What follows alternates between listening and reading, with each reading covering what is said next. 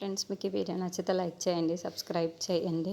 కార్తీక్ వాళ్ళ నాన్న దీపానికి అనరాని మాటలు అనడంతో దీప బయటికి వచ్చి చాలా బాధపడుతూ ఉంటుంది.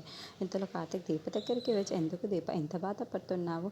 ఎవరో వ్యక్తి వచ్చి నేను ఏదైనా అంటే ఎంత బాధపడ నీ వాళ్ళు నేను ఏదైనా అంటే నువ్వు బాధపడాలి కానీ అని చెప్పేసి అంటాడు.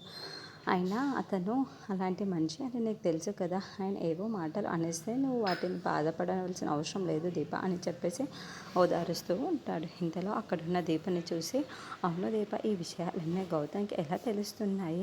గౌతమ్కి ఎవరో హెల్ప్ చేస్తున్నారన్న విషయం నాకు అర్థమవుతుంది అని చెప్పేసి అంటాడు. ఆ మాటలు వినగానే అక్కడున్న దీప, అయితే లేదు, గౌతమ్కి ఎవరో హెల్ప్ చేస్తారు, ఎట్టి పరిస్థితుల్లోనూ అలా జరగదు అని చెప్పేసి అంటాడు.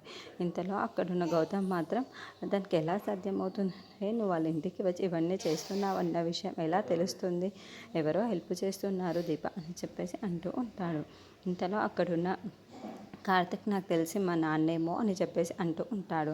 ఆ మాటలు వినగానే అక్కడున్న దీప మొదలు, ఏమీ కాదు బాబు, మీ నాన్నగారు ఎప్పుడు అలాంటి పనులు చేయరు అని చెప్పేసి అంటాడు. ఆ మాటలు వినగానే అక్కడున్న దీప, కార్తీక్ అయితే ఏంటి దీప అలా అంటున్నావు అని చెప్పేసి అడుగుతూ ఉంటాడు.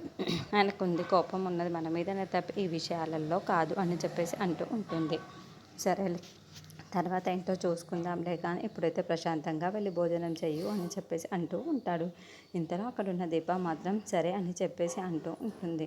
ఇంతలో అక్కడున్న కార్తీక్ మాత్రం, దీప ఈసారి నీకు ఎలాంటి బాధ వచ్చినా నేను ఉన్నాను దీప, నీ భర్తను ఉన్నానని ఒక్కసారి గుర్తుపెట్టుకో దీప, ఎవరో ఇంటికి వెళ్ళి వారితో మాటలు పడే అవసరం లేదు.